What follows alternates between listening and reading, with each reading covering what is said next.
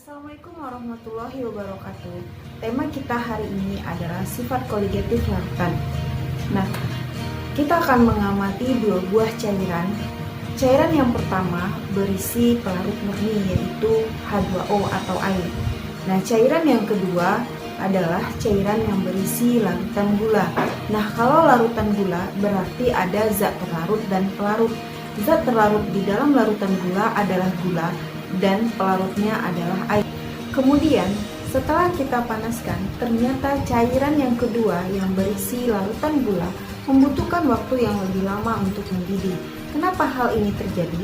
Karena adanya penambahan zat terlarut. Jadi bedanya cairan yang pertama dengan cairan yang kedua adalah di cairan kedua sudah ada zat terlarut. Penambahan zat terlarut ke dalam pelarut dapat menyebabkan titik didih larutan menjadi lebih tinggi daripada titik didih pelarut murninya.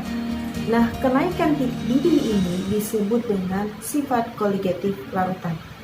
Sifat koligatif larutan adalah sifat yang tergantung pada jumlah partikel zat terlarut dan tidak tergantung pada jenis pelarutnya. Nah, untuk menyatakan banyaknya zat terlarut dalam suatu larutan digunakan istilah konsentrasi. Jadi konsentrasi larutan yang akan dibahas dalam bab ini adalah kemolalan atau molalitas dan fraksi mol.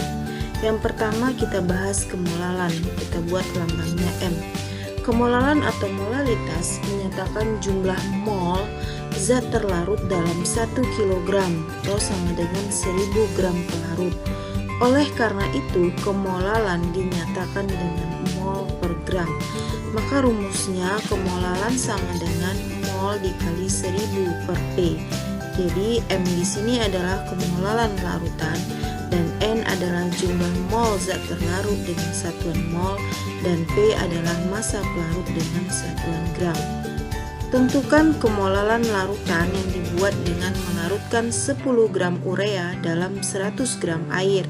Mr urea sama dengan 60. Nah, cara menjawabnya, rumus untuk kemolalan seperti yang dibahas tadi adalah M sama dengan N dikali 1000 per P. Nah, untuk molnya sendiri sama dengan massa per mr. Massa dari urea sama dengan 10 gram, sementara mr dari urea adalah 60 mol per gram. Maka diperoleh hasilnya mol dari urea adalah 0,167 mol. Setelah itu kita masukkan ke dalam rumus kemolalan. Kemolalan sama dengan 0,167 mol dikali 1000 per massa pelarutnya yaitu 100 gram air. Nah, sehingga diperoleh hasilnya sama dengan 1,67 mol per gram. Berikutnya, cara menyatakan jumlah partikel zat terlarut dengan fraksi mol. Jadi fraksi mol atau X di sini menyatakan perbandingan jumlah mol zat terlarut atau pelarut terhadap jumlah mol larutan.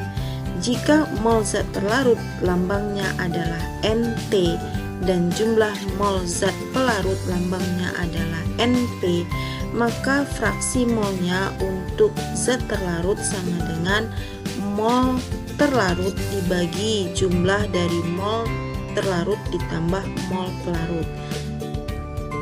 Begitu juga dengan fraksi mol pelarut, maka mol pelarutnya sebagai pembilang di atas dibagi dengan jumlah dari mol terlarut ditambah mol pelarut. Nah, di sini XT adalah fraksi mol zat terlarut dan SP adalah fraksi mol zat pelarut. Nah, jika kita jumlahkan fraksi mol zat terlarut dengan fraksi mol zat pelarut, XT ditambah XP sama dengan 1.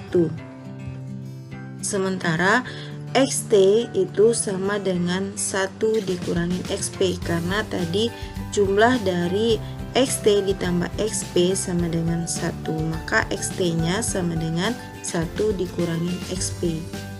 Contoh soal dari fraksi mol adalah sebagai berikut. Berapakah fraksi mol urea dalam suatu larutan yang mengandung 12 gram urea? Rumusnya CONH2 2 kali dalam 90 gram air.